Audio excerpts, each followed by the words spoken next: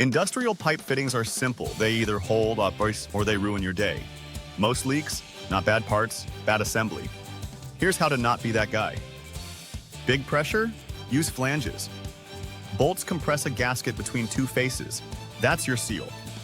When the process gets serious, threaded fittings stop being funny.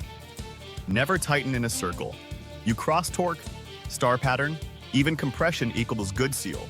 Uneven compression equals leak. Skip this step, and you'll find out the hard way. Valves can leak, blinds don't. If zero flow matters, you use a solid plate. Steel doesn't guess. Tapered threads wedge tight. That gives you strength, not sealing. Threads hold, they don't seal. Sealant does the sealing. No tape? You've got a spiral leak path. Tape is cheap, leaks are not. Parallel threads don't seal. The O-ring does. No O-ring? That fitting is lying to you.